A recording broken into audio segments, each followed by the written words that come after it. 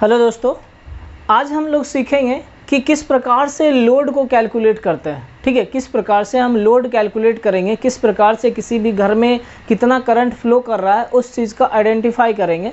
ठीक है, या मतलब कैलकुलेट करेंगे, ऐसा कह लीजिए। फिर मेन स्विच को हम कैसे डिसाइड करेंगे कि कितने का मेन स्विच हो, मतलब कितने एम्पियर का मेन स्विच होना चाहिए। तो इन सब के बारे में हम लोग सीखेंगे आज। तो सबसे पहले आप एक हेडिंग बना लीजिए। ठीक है, सबसे पहले आप एक हेडिंग बना लीजिए, लोड कैलकुलेशन लिख लीजिए आप कहीं पे, load calculation and selection of main switch, selection of main switch, load calculation and selection of main switch and deciding the number of sub circuit and deciding the number of sub circuit. ठीक है, ये आप पहले heading लिख लीजिए, load calculation and selection of main switch and deciding the number of sub circuit. ठीक है, ये आप लिख लीजिएगा। उसके बाद हम लोग बात करेंगे इस क्वेश्चन का। ठीक है, उसके बाद ये क्वेश्चन को आप नोट डाउन कर लीजिएगा। वीडियो पॉज कर लीजिए, वीडियो पॉज करके अगर स्क्रीनशॉट ले पाते हैं तो स्क्रीनशॉट ले लीजिए, या फिर वीडियो पॉज करके आप इसको पहले लिख लीजिए। क्लियर? फिर हम इस क्वेश्चन को समझेंगे और इस क्वेश्चन के हिसाब से हम क्या करेंगे, लोड को कैलकुलेट करेंगे और फिर उसके बेस पर मतलब कितने एम्पियर का हम मेन स्विच को सेलेक्ट करेंगे और या सजेस्ट करेंगे किसी को। उसके बाद हम किस प्रकार से सब सर्किट को डिसाइड करेंगे, इन सब के बारे में हम लोग एक एक करके देखेंगे। ठीक, होप सो नोट कर लिए होंगे। आगे हम लोग बढ़ते हैं। ठीक है, देखिए क्वेश्चन ये कह रहा है कि ए बिल्डिंग कंसिस्टिंग 3 रूम्स, कोई एक बिल्डिंग है, जिस बिल्डिंग मैंने घर कह लीजिए, बिल्डिंग अपार्टमेंट की बात हम लोग नहीं कर रहे हैं। ठीक है, एक घर है, उस घर में 3 रूम है। कितना रूम है? 3 रूम है। Having following loads, find the rating of main switch, also it has 115 ampere socket, make your own assumptions for number of electrical points. देखो, कहने का मतलब है यहाँ पे जो घर दिया हुआ है उसमें 3 रूम दिया हुआ है और यहाँ पे ये बोल दिया है कि आप खुद एक अपना एजम्पशन कर लीजिए। ठीक है, कि एक रूम में कितना बल्ब लगाना है, कितना सॉकेट लगाना है, इस प्रकार से। उसके बाद also it has 115 ampere socket, उस घर में एक 15 एम्पियर का सॉकेट दिया, ये कंडीशन है सर। ठीक है, क्या है कि एक 15 एम्पियर का सॉकेट दिया हुआ है। Make your own assumption for number of electrical points. ठीक, जो इलेक्ट्रिकल पॉइंट दिया हुआ है उसके लिए आप खुद एज्यूम कर लीजिए कि कितना पॉइंट आपको लगाना है। क्लियर? अब हम लोग बात करते हैं। देखो, रूम का साइज़ नहीं पता है, सबसे पहले हमें अभी कुछ भी कैलकुलेट करना है, सिर्फ हमें क्या करना है, लोड को कैलकुलेट करने के लिए सीखना है और फिर उसके बाद उस लोड के बेस पर हम कितना एम्पियर का स्विच लगाएंगे, इन सब के बारे में सीखना है हमें। ठीक है, तो अभी हमें मेरे पास कह लीजिए या क्वेश्चन में ऐसा कोई लेंथ या ब्रेथ किसी भी घर का या किसी भी रूम का दिया हुआ नहीं है। तो रूम हो सकता है कि लार्ज साइज का भी है और स्मॉल साइज का भी है, ये मालूम नहीं है। फिर भी हम क्या करते हैं कि मतलब अपने हिसाब से लोड को एज्यूम कर लेते हैं, कि मान लेते हैं कि इतना लोड हम लगाएंगे। ठीक, अब देखो एक मेरा एजम्पशन है बस इस प्रकार का, कि इस प्रकार से हमने एक एजम्पशन लिया। एजम्पशन में हमने क्या किया, एक कॉलम बना दिया, एक टेबल बना दिया। ठीक है, आप भी बना लीजिएगा। यहाँ पे लोड अगर आपको घटाना है तो आप अपने हिसाब से घटा सकते हो, कोई दिक्कत नहीं है। 2 की जगह 1 यूज़ करना है तो 1 यूज़ कर लो, फिर 5 की जगह पे कुछ इस प्रकार का एजम्पशन ऑलरेडी मैंने किया। देखो, ऐसा लेने का ये मतलब हुआ, कहोगे सर कि एक ही रूम में आप 5 फैन लगाए हैं। हाँ बिल्कुल, मेरा ये पर्पस है कि आप लोड को कैलकुलेट कीजिए और किस प्रकार से हम सब सर्किट को अलग कर सकते हैं। मेरा मेन मकसद यहाँ पे क्या है, सब सर्किट को डिसाइड करना और जो लोड कैलकुलेट होगा या लोड आएगा उस लोड के हिसाब से मेन स्विच को सजेस्ट करना या सेलेक्ट करना। मेरा अभी ये मकसद नहीं है। देखो, प्रैक्टिकली अगर ऐसा करेंगे तो संभव नहीं है। ठीक, प्रैक्टिकली आप ऐसा हो ही नहीं सकता कि एक ही रूम में 5 फैन लगाओ, एक ही रूम में आप 2 5 एम्पियर का सॉकेट। चलो ये तो लग सकता है बट ऐसा भी नहीं होता है ना।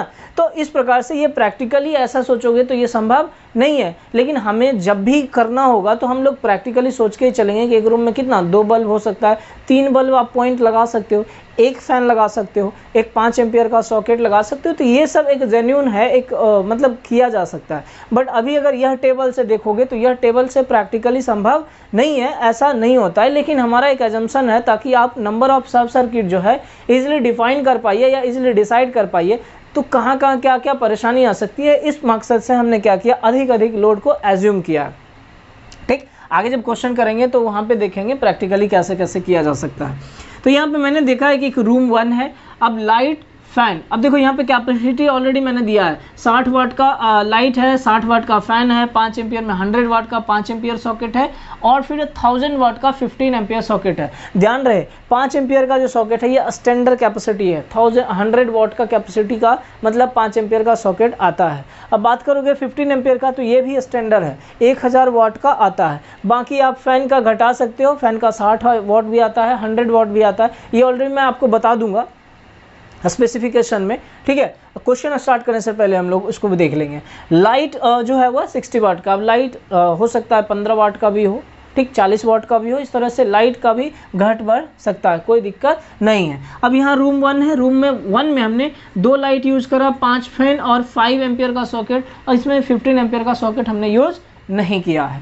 रूम 2 की जब बात करते हैं आप तो 60 वाट का 2 बल्ब यूज़ करते हो और 60 वाट का 2 बल्ब, फिर जो 5 एम्पियर का सॉकेट आप 2 यूज़ करते हो और फिर 15 एम्पियर का एक सॉकेट आप यूज़ करते हो यहाँ पे।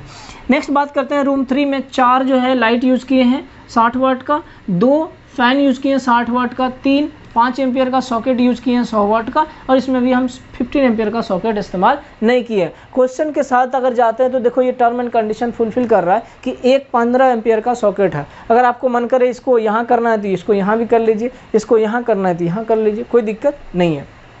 ठीक है, अब देखिए हम लोग क्या करते हैं, लोड को कैलकुलेट करते हैं। लोड को कैलकुलेट करने का क्या तरीका है, इस चीज़ को समझिए। टोटल लोड जो है हमारा निकालना होगा तो क्या करना पड़ेगा, घर में कितना वाट का लोड अवेलेबल है उस चीज़ को अगर जानना है या समझना है तो क्या करना पड़ेगा।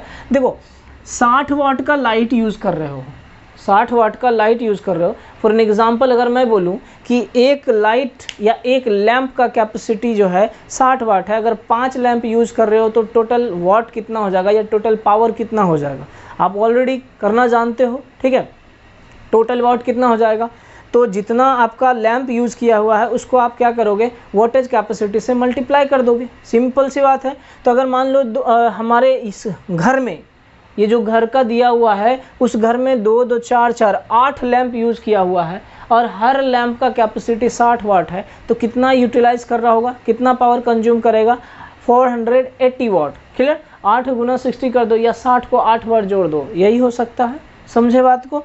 तो यहाँ पे लोड कैलकुलेट करने के लिए हमने क्या किया, देखो 2 2 4 4 8, 60 वाट का बल्ब है जो कि 8 बल्ब यूज़ किया है तो 8 गुना 60 कर दिया यहाँ पे। उसके बाद फ़ैन यूज़ किए हो 60 वाट का, 5 2 7 2 9 फ़ैन यूज़ किए हो, तीनों रूम का इंक्लूडेड, पूरे घर की बात मैं कर रहा हूँ ना कि एक रूम की बात कर रहा हूँ।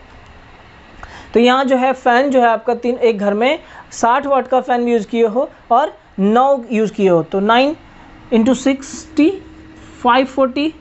उसके बाद 5 एम्पियर सॉकेट जो यूज़ किए हो 2 2 4 3 7, ठीक है, तो 7 यूज़ किए हो, टोटल कितना हो गया 700 वाट। अब यहाँ पे 15 एम्पियर का एक सॉकेट यूज़ किया हुआ है जिसका कैपेसिटी कितना है 1000, तो यहाँ पे क्या किए, इसको गुना 1 कर लीजिए, 1 गुना 1000, जब आप जोड़िएगा तो ये टोटल कितना आ जाएगा 2720 वाट। मतलब कहने का ये है कि पूरे घर में जो है, पूरे घर में कितना वाट मतलब कितना लोड यूज किया जा सकता है फ़िलहाल के टाइम में, तो 2720 वाट। ठीक, यूटिलाइज हो रहा है नहीं हो रहा है इससे मतलब नहीं है हमको, लेकिन इतना यूज किया जा सकता है। समझ में आई बात, क्योंकि वायर तो आप ये देख के नहीं लगाओगे ना कि हम यूज करेंगे इसलिए उस हिसाब से वायर लगाएंगे, यूज करेंगे उस हिसाब से हम स्विच लगाएंगे, समझे बात को। तो यहाँ पे हम क्या करेंगे, जितना लोड है उस हिसाब से हम स्विच का कंसिडरेशन करेंगे, या फिर कह सकते हो आप कि वायर का साइज़ का हम लोग भी डिसाइड करेंगे। ठीक, तो देखिए यहाँ पे ये 2720 वाट आया। अगर हम पूछें करंट कितना फ्लो करेगा, क्योंकि आप जानते हो जो स्विच है उसका कैपेसिटी क्या करंट में ही तो आता है, उसका रेटिंग जो है किस चीज़ में आप करते हो, रिप्रेजेंट किस चीज़ में करते हो, करंट में करते हो। स्विच से पूछा जाता है कितने एम्पियर का स्विच यूज़ करोगे, तो 5 एम्पियर 10 एम्पियर। तो स्विच को जो रिप्रेजेंट किया जाता है वो स्विच का जो यूनिट है, इकाई है, क्या है, एम्पियर है, करंट है। तो यहाँ पे हमें क्या करना पड़ेगा, करंट निकालना पड़ेगा। तो करंट हमारा क्या हो जाएगा, लिख लीजिए, टोटल लोड करंट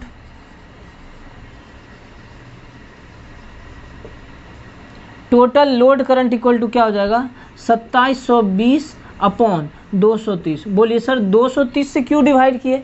भैया एक बात बता दो, P बराबर क्या होता है, वी आई निकालना है, आई बराबर क्या हो जाएगा, P/V। ठीक है, अब बोलोगे सर ये नहीं होता है, अरे भाई ये होता है एसी के लिए। ठीक है, P बराबर VI cos φ। घर के लिए जो पावर फैक्टर होता है वह यूनिटी कंसीडर किया जाता है। बस इसको ख़त्म कर दीजिए, ये ख़त्म हो गया आपका। ठीक है, cos φ यूनिटी मैंने एक, बच गया क्या, P बराबर VI बराबर क्या हो गया, P/V। P तो आप निकाले हो ऑलरेडी, इतना 2720 वाट। और फिर वोल्टेज कितना है, 230। डोमेस्टिक वोल्टेज कितना होता है सर, 230। इसको भी आप याद रखिएगा कि जो डोमेस्टिक वोल्टेज होता है वो कितना होता है, 230 वोल्ट होता है। इसको जब आप डिवाइड करोगे तो कितना आ जाएगा भाई, 11 पॉइंट कुछ आएगा यहाँ पे एम्पियर 28। मान लीजिए यहाँ पे कुछ देख लीजिए कैलकुलेट करके कितना आ रहा है।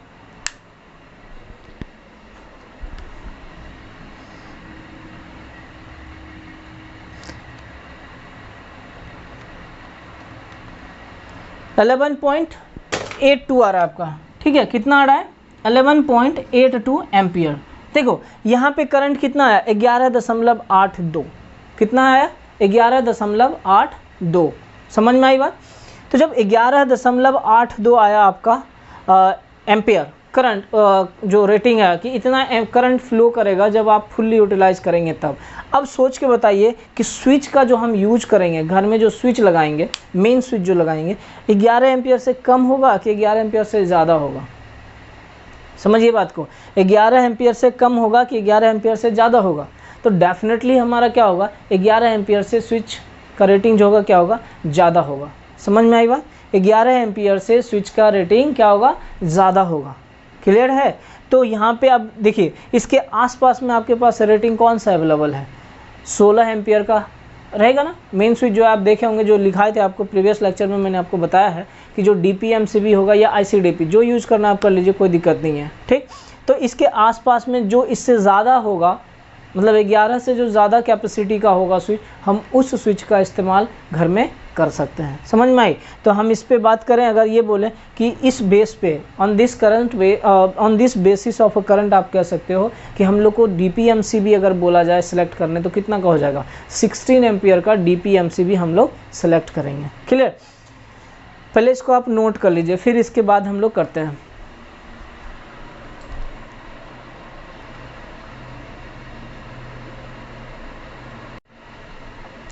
देखिए, तो अपने पास जो है MCB, जो मान लीजिए कि MCB लीजिए या DPIC, जो आपको कंसीडर करना है आप कंसीडर कर लीजिए, कोई दिक्कत नहीं है। तो हम लोग जो DPMCB लेते हैं, यहाँ पे हम क्या कर रहे हैं, DPMCB ले रहे हैं। आप DPIC भी ले सकते हो, कोई परेशानी या कोई गलत नहीं होगा। ठीक है, जो आपको यूज़ करना है आप यूज़ कीजिए। अगर DPIC यूज़ करते हैं तो फिर आपको फ्यूज़ वगैरह यूज़ करना पड़ेगा, और MCB यूज़ कर रहे हो तो फ्यूज़ लगाने की कोई ज़रूरत नहीं है।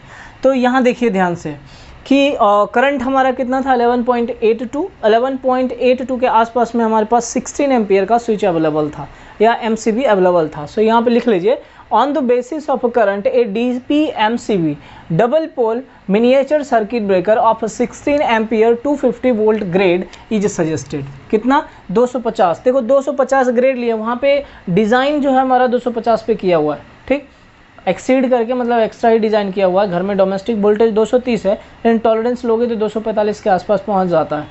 ठीक, 6% टॉलरेंस रहता है हमारा डोमेस्टिक वोल्टेज के लिए, मतलब 230 वोल्ट के लिए।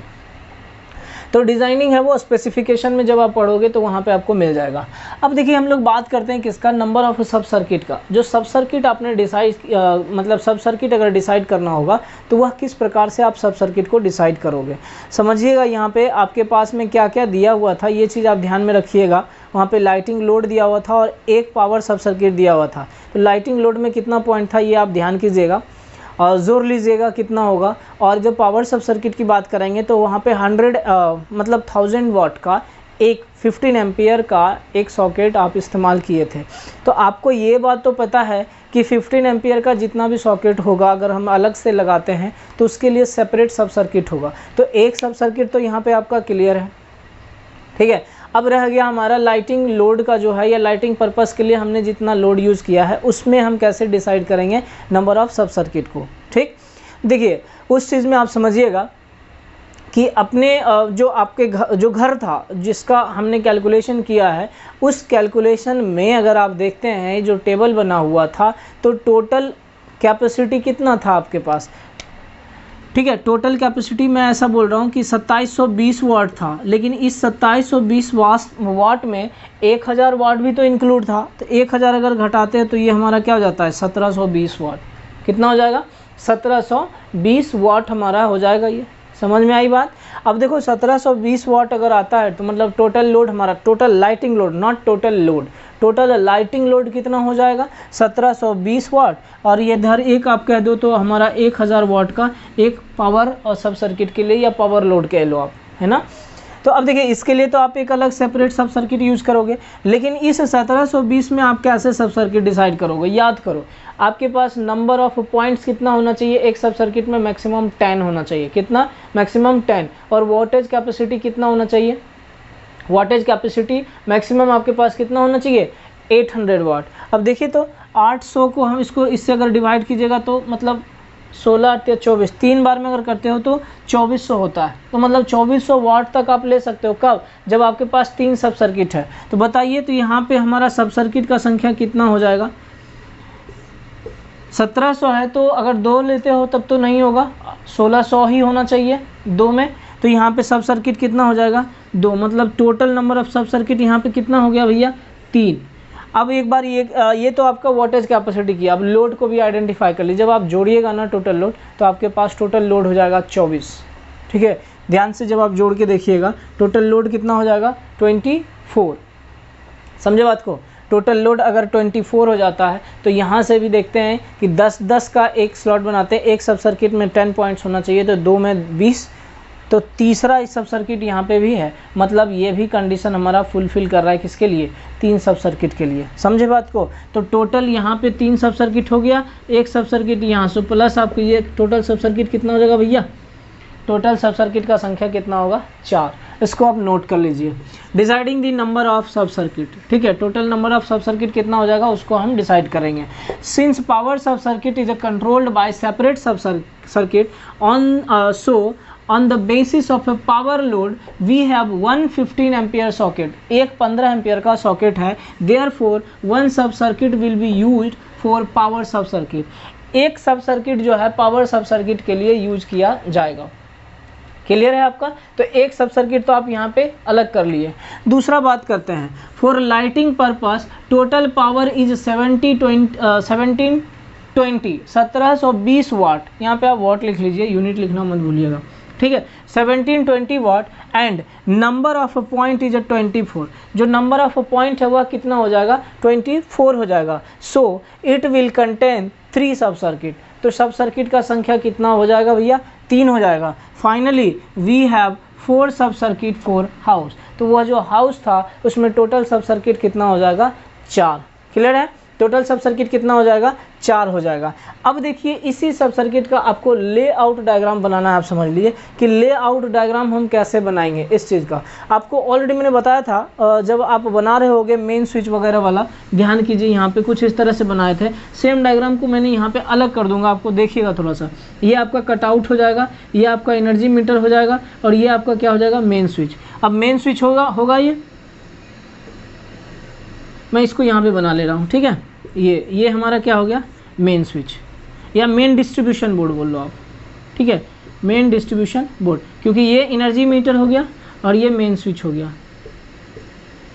मेन स्विच के बाद हमारा क्या हो जाएगा ये हो गया हमारा मेन डिस्ट्रीब्यूशन बोर्ड, ठीक है। अब यहाँ से सब सर्किट हमारा क्या करना था, अलग करते थे हम लोग कर रहे थे। तो यहाँ पे मान लीजिए 1 2 3 और 4, ये 4 सब सर्किट हो जाएगा। इसमें अगर सिंगल लाइन बनाना था तो क्या करते थे, 2 वायर हम लोग कर देते थे। तो अब इसी में हमें कनेक्शन शो करना है कि कैसे हम बल्ब को कनेक्ट किए होंगे एक सब सर्किट में। आपको मैं बताता हूँ इस चीज़ को। जैसे कि मान लीजिए कि एक रूम के लिए हम ये फेज और न्यूट्रल कंसीडर कर लिए, दूसरे रूम के लिए फेज न्यूट्रल कंसीडर किए, तीसरे के लिए ऐसा, चौथे के लिए ऐसा, कुछ यही होगा ना। आप नंबर ऑफ वायर जब कैलकुलेट कर रहे होगे तो ध्यान दो, 1 2 3 4 5 6 7 8 नंबर ऑफ वायर होगा। अब ऑलरेडी बनाए हो आप, ठीक है, जिसमें कि आपने कनेक्शन बनाया था कि कोई एक सब सर्किट 4 सब सर्किट के लिए, या मैंने क्वेश्चन भी आपको दिया था 6 सब सर्किट के लिए। कुछ बच्चों ने किया, बहुत सारे बच्चों ने नहीं किया, बहुत अच्छी बात है, ठीक। तो ये जो है, अगर वह किया होगा तो ये समझ गया होगा, जो नहीं किया होगा वो नहीं समझेगा। तो क्वेश्चन कर लीजिएगा, होप सो ये आपको समझ में आ जाएगा। तो यहाँ पे अब हमें ये शो करना है कि किसके लिए एक सब सर्किट में कौन कौन सा लोड कनेक्ट है। मैं आपको ड्रॉ करके बताता हूँ इस चीज़ को। फिलहाल आप पहले इसको ध्यान से नोट कीजिए, उसके बाद मैं आपको ड्रॉ करके बताता हूँ।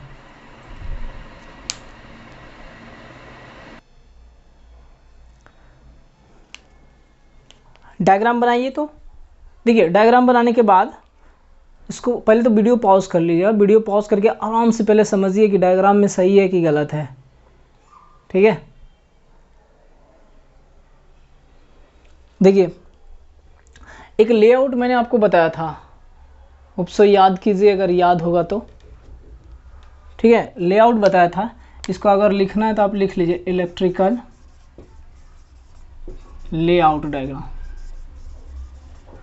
इलेक्ट्रिकल लेआउट, ठीक, इलेक्ट्रिकल लेआउट लिख लिया। देखिए, हमने जो अभी तुरंत खास करके जो अभी लोड कैलकुलेट किए थे, उसमें अगर बोला जाए कि किस प्रकार से आप लेआउट बनाएंगे, तो मैं एक वर्बली इस प्रकार से आपको समझाने के लिए बनाया हूँ। अब देखिए, यहाँ पे ये ज़रूरी नहीं है कि रूम A1 है या रूम 2 है या रूम 3 है तो 3 रूम है तो 3 सब सर्किट बनेगा, ऐसा कोई ज़रूरी नहीं है सर। ऑलरेडी ये मैंने आपको पहले ही बताया है कि एक ही रूम में हो सकता है 2 सब सर्किट जाए, अगर आपके पास लोड कैपेसिटी ज़्यादा होगा तब, ठीक। या हो सकता है ऐसा भी हो कि किचन का और एक रूम का एक सब सर्किट में इंक्लूडेड हो, अगर लोड कैपेसिटी उसके अनुकूल होगा तब, क्लियर। तो देखिए, यहाँ पे सबसे पहले याद कीजिए, जब आप लेआउट डायग्राम बनाए थे फर्स्ट यूनिट में, तो उस टाइम में जब आप बना रहे होंगे तो सबसे पहले मैंने क्या किया था, कटआउट बनाया था। कटआउट करने का ये मतलब हुआ कि जहाँ से आप टैपिंग करते हो, तो टैप करके आप कहाँ लाए, एनर्जी मीटर में। एनर्जी मीटर के बाद आप मेन डिस्ट्रीब्यूशन बोर्ड में यहाँ पे लिख दिया हूँ। इसको आप अगर सही करना चाहो तो आप कर लो। इस बीच में आपका एक क्या हो जाएगा, मेन स्विच लिख लीजिए, मेन स्विच हो जाएगा, ठीक। अब मेन स्विच के बाद हमारा क्या हो जाएगा, मेन डिस्ट्रीब्यूशन बोर्ड, ठीक। यहाँ पे आप सही कर लीजिएगा, यहाँ पे मेन स्विच होगा, मेन स्विच के बाद यहाँ पे क्या हो जाएगा, मेन डिस्ट्रीब्यूशन बोर्ड। अब मेन डिस्ट्रीब्यूशन बोर्ड से ही तो हमारा सब सर्किट डिवाइडेड होता था, क्योंकि अधिक सब सर्किट बोर्ड बनाने की ज़रूरत नहीं है, अधिक कह सकते हो कि सब डिस्ट्रीब्यूशन बोर्ड। अब मतलब यहाँ से डिवाइड करना है आपको, ठीक। तो यहाँ से डिवाइड कर लो। अब डिवाइड करके जो सब सर्किट बनाओगे तो या तो उसके लिए भी अगर स्विच इस्तेमाल करना है, स्विच बोर्ड बनाना है तो आप बना लो, कोई दिक्कत नहीं है। क्योंकि रूम में तो आप बोर्ड बनाओगे ना, क्यों, जो घर के बाहर मेन स्विच है या मेन बोर्ड है, वहाँ से ही तो सारा रूम को आप कंट्रोल नहीं करोगे। अपने घर रूम में भी तो इंडिविजुअली आप चाहोगे कि वहाँ पे भी कंट्रोल करें, तो वहाँ के लिए अलग बोर्ड बना सकते हो, कोई दिक्कत नहीं है। बोलिएगा सर हम बोर्ड कहाँ बनाएंगे, तो एक बात बताओ, ये रूम 1 में इतना सारा इक्विपमेंट है, 2 2 2 मतलब 6 लोड यूज़ किया हुआ है, तो इस 6 लोड के लिए रूम में तो आप बनाओगे ना, तो ये जो कनेक्शन लाओगे फेज न्यूट्रल, वो सबसे पहले आप कहाँ दो, बोर्ड में दे दोगे, है ना। कनेक्शन कहाँ दोगे, बोर्ड में। फेज में अगर बोर्ड में अगर सॉकेट यूज़ किया हुआ है तब तो फेज न्यूट्रल लाके बोर्ड में दे दोगे। अगर मान लो न्यूट्रल नहीं है तो जो बल्ब में जो नियरेस्ट लोड होगा उसमें लाके न्यूट्रल दोगे, फेज आप बोर्ड में दे देना। समझ में आई बात। तो पहले इस चीज़ को समझो आप। यहाँ पे देखो, यहाँ पे क्या है कि जो रूम है आपके पास, रूम 1 रूम 2 रूम 3 था पूरे घर में, तो पूरे घर में रूम 3 था, हमने रूम 3 डिवाइड कर लिया। इधर एक इधर लोड का कॉलम बना लिया, इधर जो है रो पे हमने क्या करा, जो रूम था उसे इंडिकेट कर दिया। देखो, रूम 1 में लाइट 2 यूज़ किया हुआ था, 2 फैन यूज़ किया हुआ था और 2 5 एम्पियर का सॉकेट यूज़ किया हुआ था, यही यूज़ कर रहे थे ना। और रूम 2 में हम लोग 2 लाइट 5 फैन और 2 5 एम्पियर का सॉकेट और एक 15 एम्पियर का सॉकेट यूज़ किए थे। इधर बाकी रूम में 4 3 4 3। अब देखो, डिसाइड किए थे नंबर ऑफ सब सर्किट, ये तो नहीं डिसाइड किए थे कि कौन सा लोड हमारा किस सब सर्किट में होगा, लेकिन इतना डिसाइड कर लिए थे कि टोटल जो है 4 सब सर्किट होगा। सबसे पहला तो ये क्लियर है आपका कि 15 एम्पियर का एक सब सर्किट होगा, उसको आप कर लीजिए, ख़त्म कर लीजिए। बचा कितना आपके पास, 3 सब सर्किट। अब 3 सब सर्किट में इसको आपको क्या करना पड़ेगा, कंबाइन करना पड़ेगा कि किस किस लोड को हम सब सर्किट में रखेंगे। ध्यान से देखिए, अगर देखते हैं इसको, 2 2 4 2 6 यहाँ पे हो जा रहा है, फिर 2 5 2 7 2 9, ये 9 पॉइंट हमारा रूम 2 में हो जा रहा है, और यहाँ पे रूम 3 में करिएगा 4 3 7 2 9, मतलब 9 पॉइंट हमारा रूम 3 में भी हो रहा है।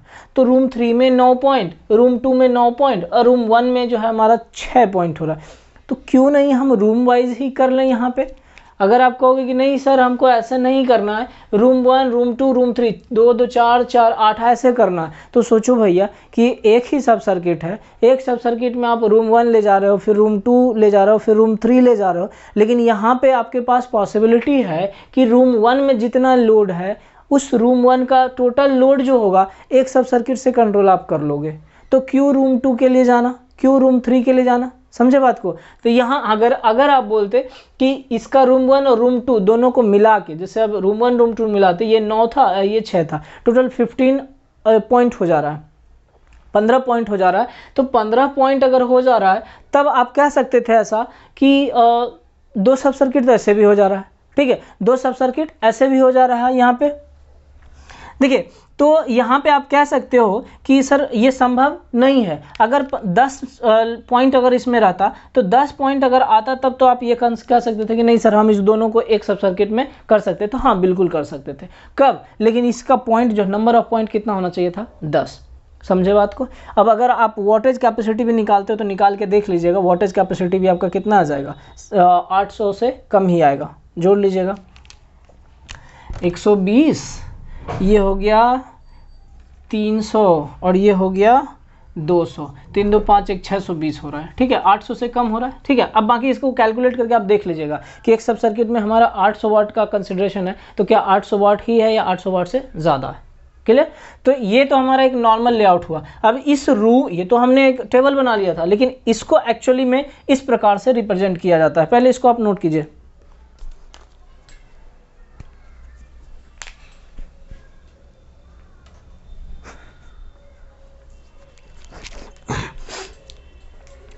देखिए इस प्रकार से इसको रिप्रेजेंट किया जाता है। यही चीज़ जो है, ये रूम का जो कॉम्बिनेशन है, यहाँ पे हमने ऐसे इस प्रकार से कंसिडर किया। सर बोलिए ये क्या बना दिया आपसे। देखो सब सर्किट जो बनाए थे, सब सर्किट में हम लोग क्या कर रहे थे, P1 P2 P3 P4 कुछ इस तरह से आइडेंटिफाई कर रहे थे ना, मार्क कर रहे थे कि सब सर्किट अगर एक सब सर्किट है तो उसमें P1 हो जाएगा और N1 हो जाएगा, दूसरा सब सर्किट है तो उसमें P2 हो जाएगा और N2 हो जाएगा, कुछ इस तरह से मार्क कर रहे थे। तो यही चीज़ को हमने यहाँ पे उठा के बना दिया। समझिएगा किस चीज़ कैसे बनाया। देखो यहाँ पे भी आप एक चीज़ सुधार लीजिएगा, यहाँ एनर्जी मीटर, यहाँ मेन स्विच भैया, मेन स्विच, उसके बाद यहाँ पे आपका क्या हो जाएगा, एनर्जी मीटर। इसको आप कर लीजिएगा सही से, ठीक, ये एनर्जी मीटर। अब उसके बाद क्या हो जाएगा, MDB, ठीक है ना, ये क्या हो जाएगा MDB, माने कि मेन डिस्ट्रीब्यूशन बोर्ड। अब देखिए मेन डिस्ट्रीब्यूशन बोर्ड से हमें क्या करना है, सब सर्किट को डिवाइड करना है। याद कीजिए, अगर जो डायग्राम बनाए होंगे तो आप समझ रहे होंगे कि यहाँ क्या किया हुआ। ये मेन डिस्ट्रीब्यूशन बोर्ड से हमने क्या किया, सब सर्किट। तो total number of sub circuit कितना था, 4 था। देखो यहाँ पे हमने क्या किया, 4 सब सर्किट बनाया, 1 2 3 4, मतलब 4 फेज ले लिया। तो आप इसके बाद कह सकते हो कि सर 4 न्यूट्रल भी तो होगा। हाँ बिल्कुल होगा। यहाँ पे आप कर लीजिए N1 N2 N3 और ये N4। देखो 4 सब सर्किट हो गया। अब 4 सब सर्किट को हमने क्या किया, डिवाइड कर लिया। एक यहाँ पे आप कर लो, ये P1, ये N1, ये P2, ये N2, ऐसा भी कर लो आप, कोई दिक्कत नहीं, P3 N3 P4 N4, कुछ ये भी हो जाएगा, है ना। तो अब देखो P1 और N1 यहाँ पे एक साथ हो गया, P2 N2 एक साथ, P3 N3 और P4 N4, कुछ ऐसा हमने बना लिया। अब ये देखो कि एक सब सर्किट में क्या क्या लोड था। यहाँ देखो 2 बल्ब था, 2 फैन था और 2 सॉकेट था। याद करो यहाँ पे 2 बल्ब, 2 फैन और 2 सॉकेट। सिमेट्रिक डायग्राम को याद करो, कुछ ऐसा ही बना रहे थे हम लोग शायद, सिमेट्रिक डायग्राम याद करो तो, ठीक। तो जब कॉम्प्लिकेटेड होगा तो इस प्रकार से भी रिप्रेजेंट किया जाता है, समझे बात को। तो ये स्विच हो गया, इसको नाम दे दो, L1 L2 L3 L4, ठीक है, L5 L6 L7, कुछ इस प्रकार से नाम दे दो आप, L8, है ना। तो ये 2 बल्ब, ये स्विच हो गया, ये फेज और ये न्यूट्रल। फेज स्विच में हमारा क्या है, फेज में कनेक्ट है हमारा क्या स्विच, सब वही है आपका। इसको कह लो F1, इसको कह लो F2, इसको कह लो S1, इसको कह लो S2। समझ में आई बात। यहाँ पे देख लो, मिला लो इसको, 2 फैन और 2 सॉकेट, यहाँ तक ये कंप्लीट हो गया। ये टोटल एक सब सर्किट में होगा। अब यहाँ पे देखिए, जो मैं बोल रहा था कि आप एक और बोर्ड लगा सकते हो, तो यहाँ से देखो आप मेन डिस्ट्रीब्यूशन बोर्ड, मतलब ये घर के सामने लगा होगा कहीं पे, और जो मेन गेट होगा ना वहाँ के आसपास में ये कहीं पे लगा होगा। अब ये मान लो कोई रूम आ गया, क्योंकि यहाँ पे तो रूम है, रूम 1, ये रूम 1 में आ गए, तो रूम 1 में भी तो हर एक लोड को कंट्रोल करने के लिए एक बोर्ड आप लगाओगे, तो आप यहीं पे कहीं बोर्ड लगा लो, ठीक है। यहाँ मान लीजिए बोर्ड लगा दिए, अब इस बोर्ड में क्या करोगे, स्विच वगैरह लगाओगे, तो यहाँ पे हम स्विच लगा दिए, ठीक। अब ये जो फेज न्यूट्रल लाए यहाँ पे हम लोग लाएंगे, मतलब यहाँ P1 और यहाँ P2, इसके अंदर जो होगा वो कनेक्शन होगा, ठीक। अब बाकी स्विच लगे होंगे जितने 1 2 3 4 5 6 है, तो आप 6 लगाओ यहाँ पे स्विच, ठीक। चूँकि ये 5 एम्पियर का है तो आप यहाँ पे लगा दो, कोई दिक्कत नहीं है। 6 यहाँ पे स्विच लगाओगे और 2 सॉकेट लगाओगे, 4 लोड के लिए आप ऊपर ले जाओगे वायर, तो ये हमारा क्या हो गया, सब सर्किट हो जाएगा, सब डिस्ट्रीब्यूशन बोर्ड हो जाएगा। ये मेन डिस्ट्रीब्यूशन बोर्ड, ये सब डिस्ट्रीब्यूशन बोर्ड, अब बाकी उसके आगे ये सब जो होगा वो क्या रहेगा, सब सर्किट रहेगा, ठीक। अब इसकी बात करो आप, ठीक है। दूसरे की बात करते हैं हम लोग, तो दूसरा में आता है, रूम 2 में आता है। देखो रूम 2 में हम लोग क्या किया था, हम लोग दूसरे सब सर्किट को बनाया था। तो यहाँ पे P2 N2, बाकी नेमिंग कर लेना, यहाँ पे F2 F3 है, यहाँ F4 F5 F6 F7 F8, यहाँ भी कर लीजिएगा F9 F10, ठीक। तो अब ये सब सर्किट 2 में हो जाएगा, ठीक है, सब सर्किट 2 में होगा। ये आपका क्लियर। फिर ये 1 2 3 4 5 ऐसा बना दिए सबके लिए, फिर 2 सॉकेट लगा दिए, मिला लीजिए। 2 आपका बल्ब हो गया, 5 आपका फैन हो गया, 2 5 एम्पियर का सॉकेट हो गया। ये हमारा कंप्लीट हो गया किसका, दूसरे सब सर्किट का, ठीक। समझ रहे होंगे आप, या पता नहीं। यहाँ पे आप लोग बनाए थे मेन DB, और यहाँ पे ऐसे करके बना रहे थे आप फेज न्यूट्रल, ऐसा कुछ बना रहे थे कि नहीं बना रहे थे भाई, याद करो यार, ऐसा कुछ बना रहे थे आप, बताओ। यहाँ से एक ला रहे थे, इधर से यहाँ से ऐसे न्यूट्रल ले जा रहे थे, यहाँ से एक फेज ले रहे थे, इसी से आप न्यूट्रल उठा के कुछ ऐसे ले जा रहे थे कि नहीं ले जा रहे थे, हाँ। तो ये हमारा क्या था, MDB था, और ये हमारा सब सर्किट था, तो वही काम तो यहाँ कर रहे हैं हम।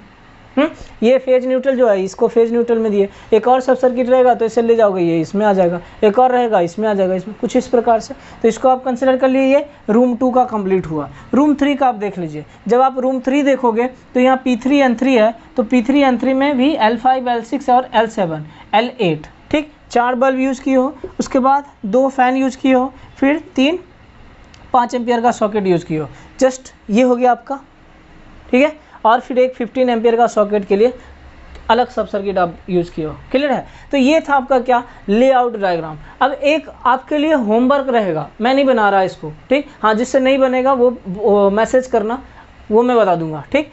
ये जो आपके पास डायग्राम है, इलेक्ट्रिकल लेआउट डायग्राम है, इसके लिए आपको एक बड़ा सा पेज लीजिएगा, उसमें आप वायरिंग डायग्राम बनाइएगा, ठीक है। उसमें क्या करना है, आपको वायरिंग डायग्राम बनाना है, और वायरिंग डायग्राम बना के आपको मैसेज करना है, ठीक। वायरिंग डायग्राम बना के आपको क्या करना है, मैसेज करना है। तो इलेक्ट्रिकल वायरिंग डायग्राम जो होगा उसको बना के आप मैसेज कीजिएगा, ठीक है।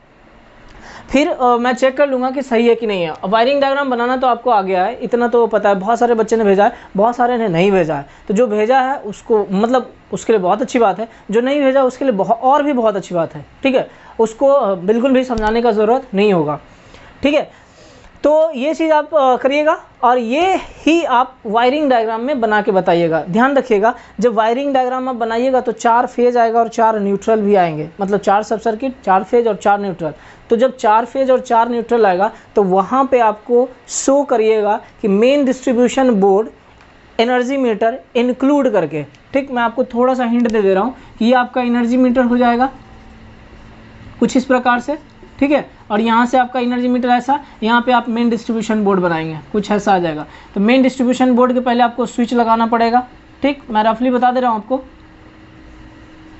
कुछ इस प्रकार से आप स्विच लगाएंगे। उसके बाद आप ऊपर सब सर्किट बनाइएगा। तो सब सर्किट जब बनाइएगा तो उसको यहाँ पे कनेक्ट करके देखिएगा। कहने का ही मतलब है, ये तो सब सर्किट जो वायरिंग करेंगे, वायरिंग डायग्राम बनाने के बाद आप कहीं एक पॉइंट पे फेज न्यूट्रल को कनेक्ट करेंगे, एक पॉइंट पे जो होगा वहाँ आपको जो कनेक्शन है मेन बोर्ड का कनेक्शन शो करना पड़ेगा, ठीक है। जो मेन डिस्ट्रीब्यूशन बोर्ड है उसका कनेक्शन दिखाइएगा including energy meter. So question आपका कुछ इस प्रकार से हो जाएगा कि ड्रॉ द इलेक्ट्रिकल वायरिंग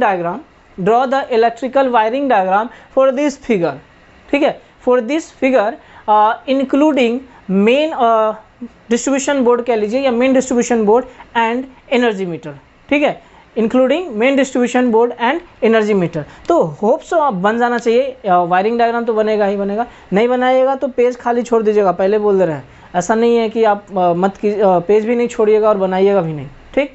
बनाइएगा, आगे जब क्वेश्चन करने लगेंगे ना 2 रूम का 3 रूम का जब हम लोग क्वेश्चन करेंगे तो वहाँ पे आपको समझने में आसानी होगी कि आज सर किस प्रकार से मतलब वायरिंग डायग्राम करना। और हाँ, बनाना है, क्वेश्चन आपको पूछा जाएगा, इसलिए मैं ये कॉम्प्लिकेटेड करता जा रहा हूँ, नहीं तब तो फिर मैं एक बल्ब एक का करके छोड़ देता, कोई दिक्कत नहीं था आपको, ठीक है। लेकिन ये क्वेश्चन आपको पूछा जाएगा जब आप 3 रूम का वायरिंग करोगे, मैं आपको बताऊंगा, तो उसमें जब आप करने लगोगे तो वहाँ पे भी वायरिंग डायग्राम पूछा जाएगा आपसे। तो अब जब नहीं बनाओगे तो बनेगा भी नहीं। मैं तो बना दूंगा, आप देखोगे कॉपी पेस्ट कर लोगे, कोई दिक्कत नहीं है, कॉपी में ही बना रह जाएगा आपका। लेकिन जब तक आप खुद से ड्रॉ नहीं करोगे आपसे नहीं बनेगा, क्लियर है। तो ये आप वायरिंग डायग्राम बना के व्हाट्सएप पे मैसेज कीजिएगा, ठीक है। उसके बाद एक चीज़ और आपको बता दूं कि स्टीम एकेडमी करके एक यूट्यूब चैनल है, ठीक है, जो कि मेरा चैनल है। अगर आप लोग सब्सक्राइब नहीं किए हैं तो जाकर सब्सक्राइब कर दीजिएगा। यूट्यूब पे जाइएगा और सर्च कीजिएगा steam academy, STEM academy, ACADEMY, ठीक है। स्टीम एकेडमी सर्च कीजिएगा और सर्च करके आएगा, उसको आप सब्सक्राइब कर दीजिएगा। उस पर आपको जो ऑब्जेक्टिव है, ठीक है, बहुत सारा ऑब्जेक्टिव जो भी होगा हमारा 4th सेमेस्टर का इस पेपर से रिलेटेड, उसका ऑब्जेक्टिव भी हम वहीं चैनल पे आपको प्रोवाइड कर देंगे, ठीक। PDF प्रोवाइड कर देंगे, फिर आपका टेलीग्राम चैनल पे आके वहाँ पे भी मैं आपको PDF दे दूंगा उसका, और फिर सॉल्यूशन भी मैं यूट्यूब पे आपको करवा दूंगा, ठीक है। तो सब्सक्राइब कर लीजिएगा स्टीम एकेडमी को, भूलिएगा मत, क्लियर। अगर आपको फ़ायदा चाहिए, बाकी अगर नहीं चाहिए तो कोई दिक्कत नहीं है, ठीक है। तो आप वायरिंग डायग्राम बना लीजिएगा, फिर हम लोग नेक्स्ट क्वेश्चन डिस्कस करेंगे नेक्स्ट लेक्चर में। तो आज के लिए इतना ही। हाँ, जाने से पहले ध्यान रखिएगा कि एक पेड़ आप ज़रूर लगाइएगा और अपने दोस्तों को भी बताइएगा, वह भी पेड़ लगाने के लिए उनको भी आप प्रेरित कीजिएगा, ठीक है। एक पेड़ स्टीम एकेडमी के नाम, स्टीम का मतलब तनाव होता है, ठीक है। तो एक पेड़ आप स्टीम एकेडमी के नाम कह सकते हैं ऐसा, तो एक पेड़ आप ज़रूर लगाइएगा, ठीक है। फिर मिलते हैं नेक्स्ट लेक्चर में, धन्यवाद।